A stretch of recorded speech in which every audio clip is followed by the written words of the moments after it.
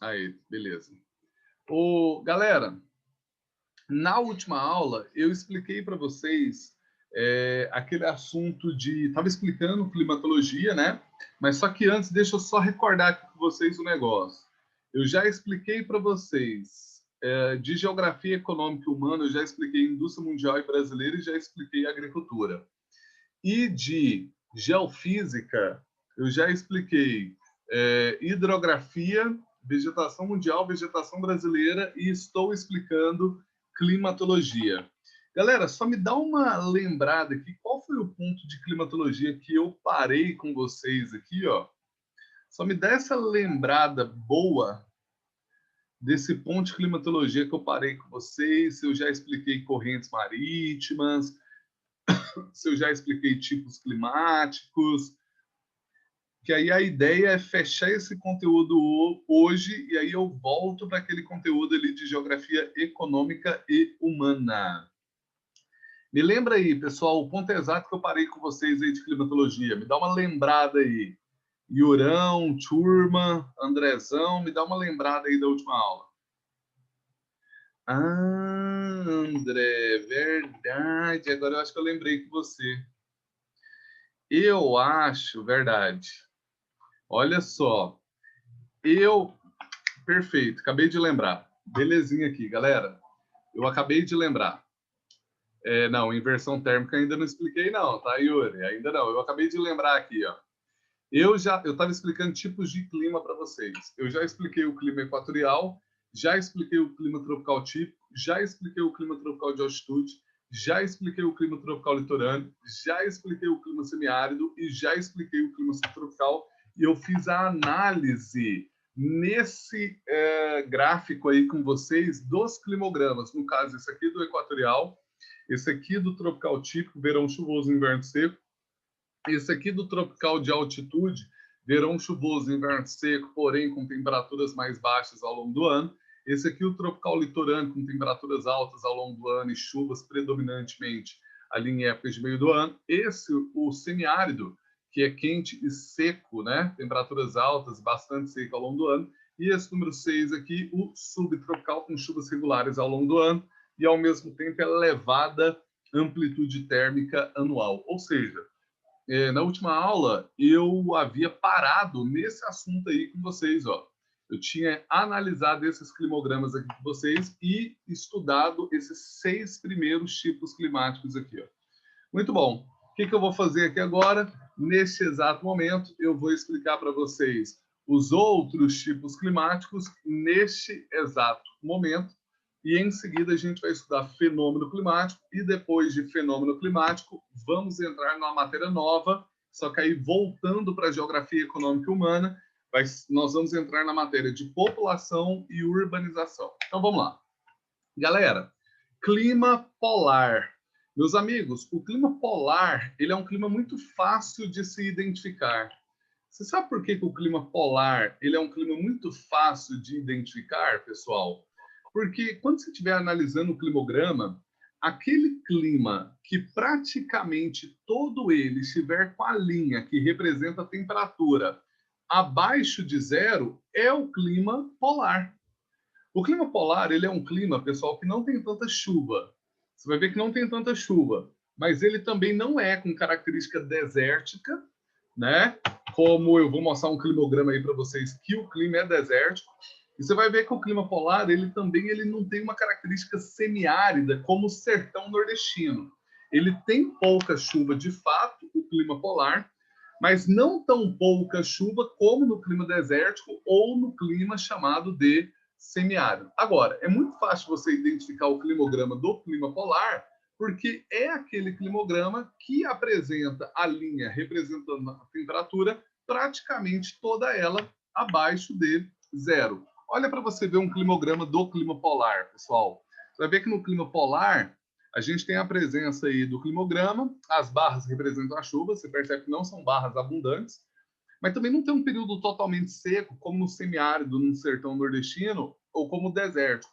Ele tem chuva pouca chuva, mas também não é uma chuva nula, como no desértico ou como no semiárido. E, por sua vez, a linha que representa a temperatura, nesse clima, polar, ela praticamente está toda abaixo de zero. Igual vocês estão vendo aí na imagem. Se reparar aí na imagem, a linha que representa a temperatura, ela está praticamente toda abaixo de 0 graus aqui.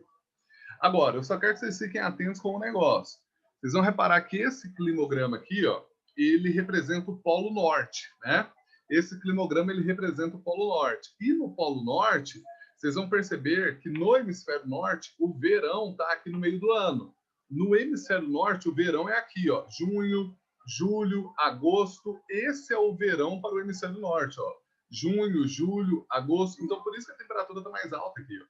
Enquanto que a temperatura está mais baixa aqui em janeiro, em fevereiro, em dezembro, porque é o inverno para aquela área do Polo Norte, do hemisfério norte. Agora, e se fosse um climograma da Antártida? O climograma da Antártida, pessoal, as barras elas seriam baixas, tais como essas aqui, só que ao invés de ter barras mais altas aqui no meio do ano, na Antártida as barras seriam um pouco mais altas nas extremidades, tanto aqui em janeiro, fevereiro, quanto aqui, por exemplo, em dezembro. E lá na Antártida, ali na área do Polo Sul, do Hemisfério Sul, a linha que representa a temperatura seria o contrário. Porque o verão na Antártida, o verão no Polo Sul é aqui numa época de início e final de ano. Essa é a época do verão na Antártida do Polo Sul. Não é que vai ser temperatura alta, não é? Mas pelo menos a temperatura é acima de zero. Então a linha no clima polar na Antártida, no Polo Sul, ela é dessa maneira aqui, ó. A linha é dessa maneira aqui, ó. É o contrário, ó. A linha é ao contrário. É desta maneira aqui, beleza? Ali naquela área que a gente tem a presença do clima polar, só que no hemisfério sul, tá? Galera, deixa eu falar mais um tipo climático aqui, ó, desértico. Galera, o clima desértico, ele é um clima também muito fácil de você analisar em um climograma. E por que o clima desértico é um clima muito fácil de você analisar em um climograma? Porque quando você vai ver aquele climograma, e ao ver aquele climograma, você repara que quase todo ele tem a presença de uma temperatura naquele climograma. A temperatura não, perdão, as barras, elas praticamente não aparecem, é porque é o clima desértico. A temperatura é muito difícil você identificar para você saber se é o clima desértico ou não. Sabe por quê? Porque existem desertos mais frios, existem desertos mais quentes, então é muito complicado de você conseguir analisar um climograma para identificar que aquele é o clima desértico pela temperatura. É muito complicado isso, né? Porque, repito, existem ali climogramas em que o clima desértico tem alguns desertos que são mais quentes, outros que são mais gelados e assim por diante. E outra coisa, o climograma do clima desértico, você vai ver que a temperatura ela oscila muito por conta do fenômeno da continentalidade. Você tem temperatura muito alta durante o dia e, por sua vez, temperatura muito baixa durante a noite, né? Por conta daquele fenômeno da continentalidade, tá? Então é interessante sacar isso. Então, assim, como que eu vou identificar, professor, que o climograma é do deserto? Olha aí para você ver essa imagem. Cairo, no Egito, está no meio do deserto. Cairo, no Egito, está no meio do deserto. E lá em Cairo, no Egito, que está no meio do deserto, olha para você ver as barras. Ué, professor, mas será que eles esqueceram de fazer as barras? Não, pessoal, esqueceram não. É porque no climograma do deserto, pessoal, de fato, praticamente a gente não tem uma presença de fato ali de barras, né? Então, no climograma do deserto, praticamente você não tem a presença de barras, né, representando aquelas chuvas, de fato. Ok? Então, é importantíssimo destacar isso aí para vocês, tá? Bem importante fazer esse destaque aí para vocês.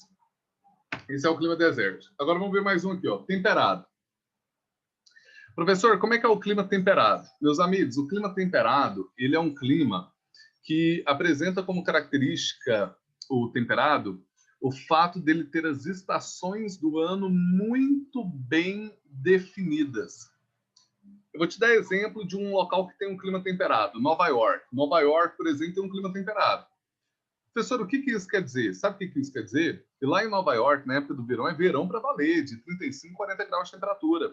Agora, lá na época do inverno, ali no temperado, ali em Nova York, é inverno para valer, temperatura muito baixa. Então, lá em Nova York, a gente tem um clima temperado, você sabe muito bem identificar o que é inverno, o que é primavera, o que é outono, o que é verão. O clima temperado tem chuvas bem distribuídas ao longo do ano e uma elevada amplitude térmica anual, igual nessa imagem que vocês estão vendo aí, ó. Nessa imagem que vocês estão vendo aí, você consegue perceber que as barras que representam as chuvas, elas estão bem distribuídas ao longo do ano. Ao mesmo tempo, vocês vão reparar que a linha que representa a temperatura, ela tem uma elevada amplitude térmica anual. Quando é verão para valer, e quando é inverno para valer. Esse é o clima temperado. Tem muita gente que pergunta assim, pessoal, o clima temperado é a mesma coisa do clima subtropical? Não é a mesma coisa do clima subtropical, tá? Professor, mas por que não é a mesma coisa do clima subtropical ou clima temperado, professor? Afinal de contas, porque é o seguinte, o clima subtropical que tem no Rio Grande do Sul, que tem em Santa Catarina, ele também tem chuvas constantes, mas não tão abundantes como essa aí do clima temperado, e ele também tem uma elevada amplitude térmica anual. Só que no clima temperado, você vai reparar que a amplitude térmica, a variação de temperatura durante aquele ano, no temperado, ela é mais extremada do que no subtropical. O subtropical tem uma variação grande de temperatura ao longo do ano, mas não tão extremada. Já no clima temperado, igual a Nova York, quando é verão em Nova York é 40 graus, quando é inverno é menos 5. Então é muito extremada a diferença de temperatura naquele mesmo ano. E o subtropical não é tão extremada assim. Agora, fiquem atentos. Se for um temperado tipo no Chile ou na Argentina, a linha é o contrário, viu? Porque o verão no Chile e na Argentina é no início e no final do ano. E o inverno no Chile e na Argentina é no meio do ano. Então, a linha é ao contrário. Fiquem atentos a isso aí, porque a linha vai ser ao contrário. Beleza? Só para deixar isso muito bem claro, tá? Esse é o temperado. Show de bola? Muito bom, pessoal. Muito bom, muito bom, muito bom, muito bom. Ó, clima mediterrâneo. Meus amigos, o clima mediterrâneo, ele é um clima típico ali, por exemplo, da Espanha, típico ali, por exemplo, de Portugal, da Itália, Grécia. O Mediterrâneo, ele é o contrário do nosso, do tropical. Gente, enquanto que o nosso tropical, o verão é chuvoso e o inverno, ele é seco, o Mediterrâneo, ele é o contrário. O Mediterrâneo, vocês vão reparar que o verão, pessoal, ele é seco. E o inverno, pessoal, por sua vez, ele é um inverno chuvoso, tá? É o contrário. Então, se vocês forem reparar, o clima mediterrâneo, ele é o inverso do nosso. O clima mediterrâneo, ele apresenta um verão que é chuvoso, né? Perdão, um verão que é seco e um inverno que é chuvoso. Já aqui para a gente em Goiás, o verão é chuvoso e o inverno é seco, né? Já o Mediterrâneo, vocês vão reparar que o verão é seco e o inverno é chuvoso. Quer ver? Ó? Dá uma olhada aqui, ó. Presta atenção aqui, ó. Onde que está presente o Mediterrâneo? No hemisfério norte. Tipo Espanha, Portugal, Itália, Grécia, França. Ali está o Mediterrâneo. Onde é o verão no hemisfério norte? No meio do ano. É no meio do ano que é o verão no hemisfério norte. E aí você vai ver que a temperatura é mais alta, a linha representa a temperatura, né? E além de você ter temperaturas mais altas, pessoal, é mais seco. Ó. Ó o verão com temperaturas altas e seca. A barra representa a chuva, né? Já por sua vez, o inverno, você vai ver que, ó, olha para você ver que as barras estão robustas. O inverno é chuvoso, com quedas de temperatura. Então, o Mediterrâneo, o verão é seco e o inverno, por sua vez, ele é chuvoso, tá? Só para deixar isso bem claro aí para vocês, tá? Só para deixar isso bem claro para vocês, certinho? Muito bom, muito bom, muito bom, muito bom, muito bom. Clima de monções, pessoal. O clima de monções, ele é um clima que funciona com um sistema de pressão. Professor, como assim um clima que funciona com um sistema de pressão, professor? Não estou conseguindo entender essa parada que você está falando aí, não. Ô, gente, o clima de monções é assim. Na climatologia, uma região que é chamada de baixa pressão, ela é uma região instável. Na climatologia, uma região de baixa pressão ela é uma região instável, ela é uma região com muita chuva, ela é uma região com muito vento, ela é uma região com muito raio, ela é uma região com enchentes. E no clima de monções, que é presente ali, por exemplo, na Índia, que está presente ali no Paquistão, que está presente ali em algumas ilhas asiáticas, você vai ver que no clima de monções Na época do verão, o continente ele vive uma baixa pressão. O continente ele vive uma instabilidade no clima, com muita chuva, com muito raio, com enchentes. E detalhe, com temperaturas muito altas. Já na época do inverno, ali na Índia, ali no Paquistão, é seco, não cai uma gota d'água e a temperatura e a quantidade de chuva, além de ser seco, não cai uma gota d'água, a temperatura, vocês vão reparar que ela cai drasticamente ali naquele clima de monções presente na Índia, presente no Paquistão e assim por diante, tá? Olha aqui para você ver o climograma de monções, ó. Se você quiser, alguém aqui na sala tem vontade de visitar a Índia? Diz para mim, alguém aqui na sala tem vontade de visitar a Índia? Eu não tenho vontade de visitar a Índia, não. A Índia eu não tenho muita vontade de visitar, não. Mas o Yuri falou que tem, hein? Que isso, hein, Yurão? Yurão, eu vejo um futuro para você, Yuri. Eu vejo um futuro para você, meu nobre garoto. Você quer que eu te fale qual que é o futuro que eu vejo para você? Ou não? Yuri, ao te analisar, né? Cara massa que você é, foco, né? Gente boa, estudioso. Eu vejo um futuro para você, tipo, daqui 10 anos, você já formado, todas as férias, você está conhecendo um lugar diferente do mundo. Vai para diferentes áreas do mundo, vai para a Índia, vai para o Japão, vai para a Europa, vai para o Caribe, vai para a Groenlândia. Eu vejo que você vai ser um cara que vai conhecer diversas partes nesse mundo. E vai lembrar das nossas aulas de geografia, hein? Para não dar bobeira com aquele tipo climático, hein? Yuri, será que é uma boa ir para a Índia em julho? Será que é uma boa, Yuri, ir para a Índia em julho? Se você for para a Índia em julho, Yuri, eu vou te encontrar e vou te pagar um sapo. Falo, Yuri, você não estudou a aula de geografia de climatologia? A Índia em julho. Galera, uma semana atrás caiu uma chuva em Anápolis que alagou tudo. A Índia, em julho, não só em julho, mas em junho e julho e agosto, a Índia chove, aquela chuva que caiu em Anápolis semana passada, que destruiu tudo, alagou tudo, fica chovendo dessa maneira na Índia 24 horas por dia durante 3 meses seguidos. Em junho, julho e agosto na Índia, a Índia é lotada de enchentes, desmoronamentos, porque o continente na Índia é uma intensa área de baixa pressão, com temperatura muito alta, 42, 45 graus de temperatura, e, ao mesmo tempo, chuvas extremamente intensas ali nesses meses, que são chuvas, pessoal, além de intensas, são chuvas fortíssimas, né? Ali durante uns 3 meses seguidos. Então, Yuri, se você quiser conhecer a Índia, não dê a bobeira de ir para a Índia em julho. Porque, Yuri, quando você vai olhar a viagem para a Índia em julho, a viagem é baratinha. Ela é tão barata como ir, sei lá, para o Nordeste aqui no Brasil. E ir para a Índia em julho. Você falou, vou comprar, eu quero ir para a Índia. Só que você vai ficar só no hotel, porque na Índia, em julho, é chuva 24 horas por dia e chuva fortíssima, com enchentes, temperatura muito alta, então você não vai conhecer nada a não ser ficar dentro do hotel, né? Então, de fato, é uma situação ali que acomete o país ali em julho. O país ali em julho, ele vive uma área de baixa pressão, uma área de instabilidade no tempo, tá? Só para deixar isso bem claro aí para vocês. Tranquilão, tranquilão, tranquilão.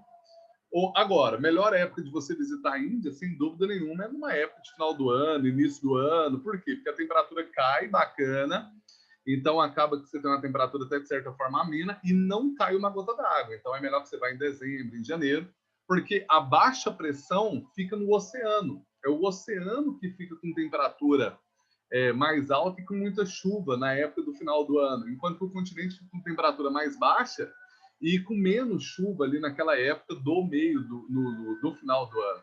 Então fica propícia para o turismo, beleza? Bacana, tem um trem bem ali, eu acho que vou ter que mudar de posição aqui, hein, por causa do som. Peraí, vou mudar de posição.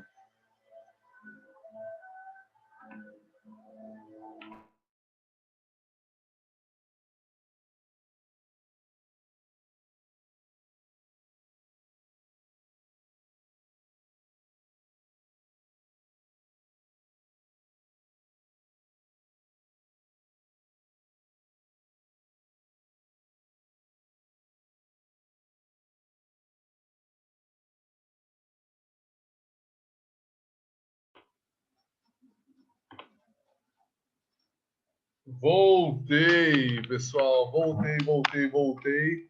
Tava ali na sacadinha, tava bom, tava fresquinho, só que aí começou um cara com equipamento ali, aí não deu mais para continuar ali na sacada, não. Mudei, estou aqui agora numa outra parte aqui da casa para continuar a nossa aula, tá? Ô, galerinha, então beleza, vamos continuar aqui, ó. Notícia boa para vocês. Fechou essa parte que fala a respeito de tipos climáticos. Essa parte que fala a respeito de tipos climáticos, fechou, tá? Ou, deixa eu falar um negócio para vocês. Eu acho que já foi disponibilizado aí para vocês alguns slides e listas, tá? Eu acho que já foi disponibilizado aí para vocês alguns slides e listas que eu mandei no início da semana. Tá bom? Beleza? Importante isso aí, alguns slides e listas que eu mandei para vocês no início dessa semana. Boa, Yuri. Boa, o Yuri falou que foi disponibilizado. Muito bom, Yuri. Show de bola. É isso aí, é isso aí. Boa, Andrezão. Muito bom, garoto. Não, então tá. Ô, galera, só tá faltando uma coisa agora para a gente terminar essa matéria de climatologia. Ó, qual que é a matéria de climatologia? Matéria de climatologia é a diferença de tempo e clima, já estudamos. Matéria de climatologia são elementos climáticos, já estudamos. Fatores climáticos, já estudamos. Tipos climáticos, que é isso aqui que eu acabei de explicar para vocês, análise de climograma e tal, já estudamos. E a matéria de climatologia também é fenômeno climático, que a gente vai estudar agora. Fechando fenômeno climático, acabou esse assunto de climatologia. Deixa eu fazer um negócio aqui, deixa eu mandar esse slide de climatologia para vocês aqui. Eu já mandei, mas eu vou tornar a mandar. Eu vou mandar 2 slides aqui para vocês, espera aí. Vou mandar 2 slides aqui para vocês.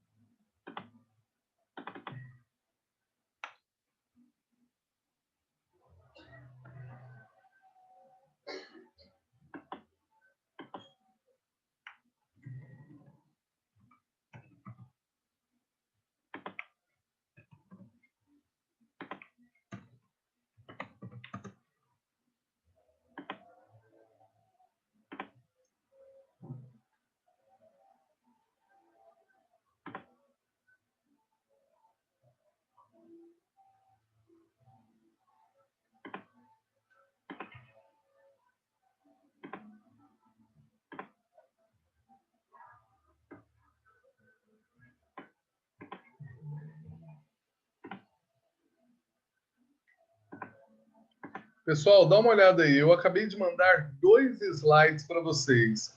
Olha para mim se esses 2 slides que eu acabei de mandar para vocês, se eles chegaram. Acabei de mandar 2 slides para vocês. Só confere aí para mim se esses 2 slides chegaram. Legal, legal, legal. Ó, um é de climatologia, que eu estou estudando com vocês, né? Estamos encerrando. E o outro slide é sobre população, que é a próxima matéria que a gente vai estudar. Só para deixar claro, já de geografia econômica e humana, já estudamos indústria brasileira, indústria mundial, e já estudamos agricultura. De geofísica, vegetação mundial e brasileira, hidrografia e climatologia. Terminando climatologia hoje, eu entro na matéria de população, esse novo conteúdo que nós vamos estudar hoje, começar a estudar hoje, tá? Pessoal, agora a gente vai ver alguns fenômenos climáticos que costumam cair em prova de vestibular, tá?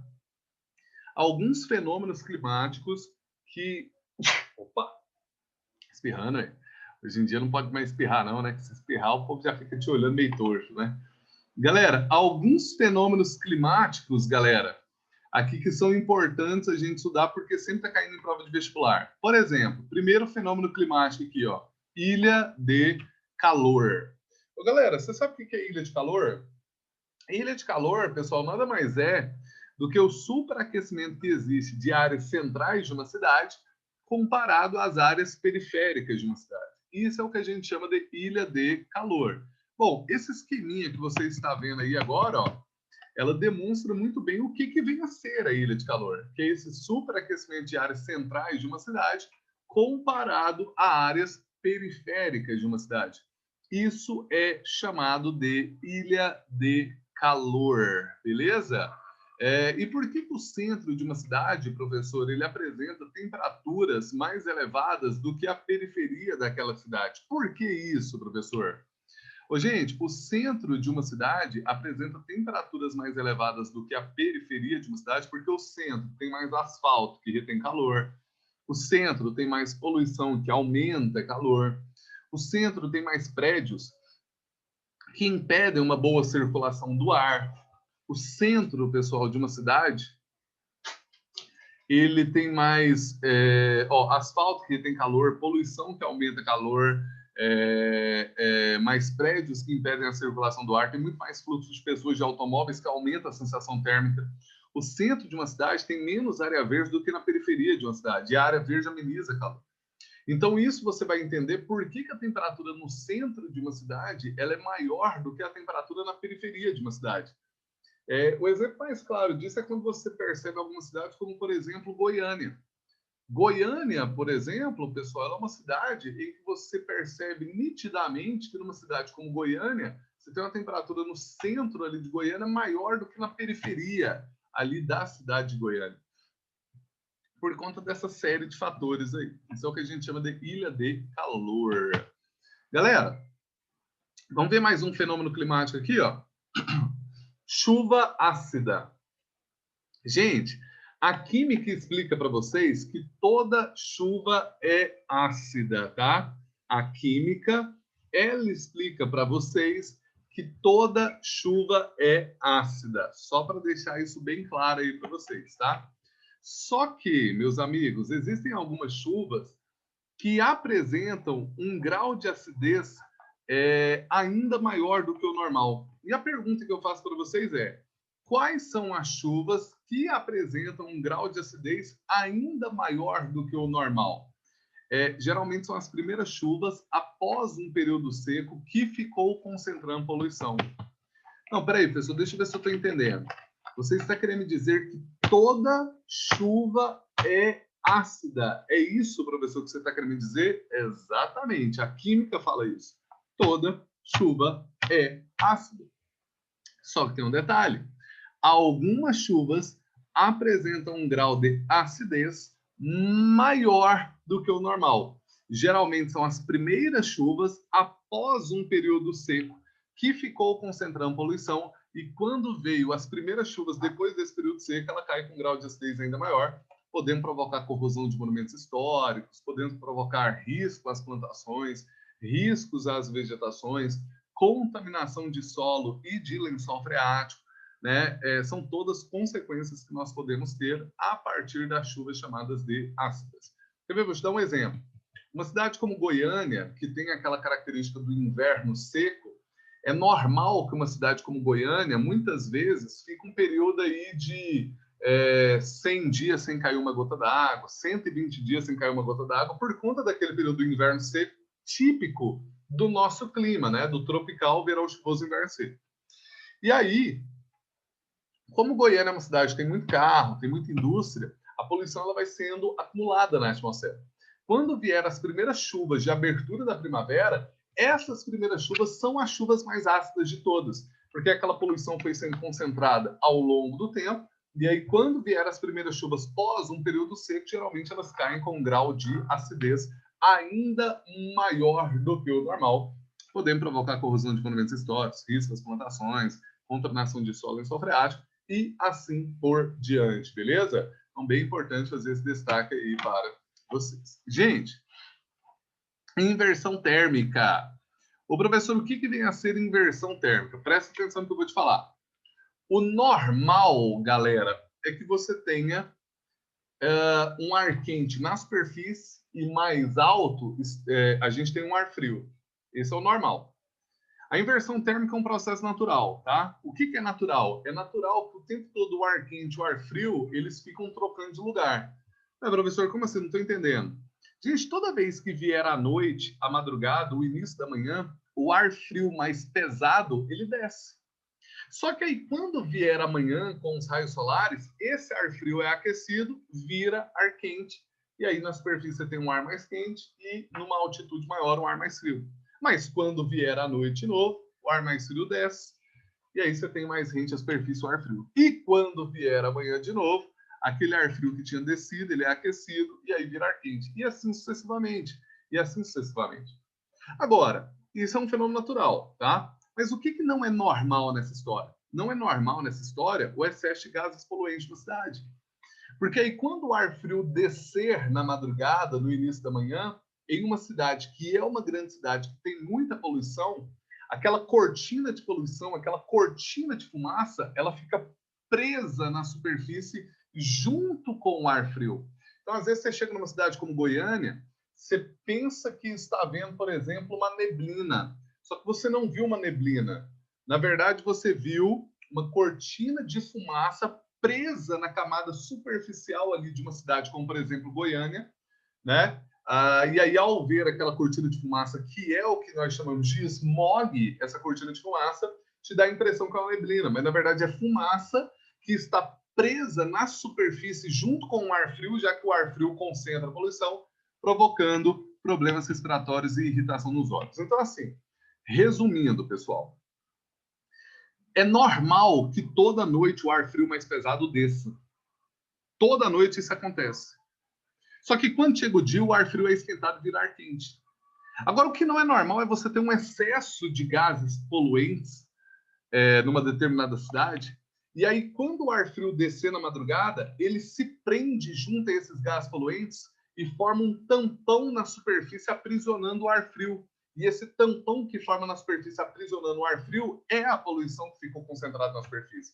Até porque o ar frio concentra mais poluição. E isso vai provocando problemas respiratórios, irritação nos olhos, sendo que já era para esse ar frio ter sido aquecido e dispersado a poluição. Só não foi porque a poluição fez uma espécie de tampão na superfície, aprisionando o ar frio, e esse ar frio, junto com essa poluição, provoca problemas respiratórios, irritação dos olhos e assim por diante. Agora, depois de algumas horas, quando o sol vai ficando mais a pino na posição vertical, esse sol mais a pino na posição vertical rompe aquela cortina de fumaça, aquece aquele ar frio ali rente à superfície, que vira ar quente e assim dispersa a poluição, voltando ao processo normal, beleza? Isso é o que nós chamamos de inversão térmica. Ó, tô no slide 32, 43, estou acabando esse slide, já volto, tá, pessoal? Valeu, valeu, valeu. Já tô voltando, já tô voltando, já tô voltando.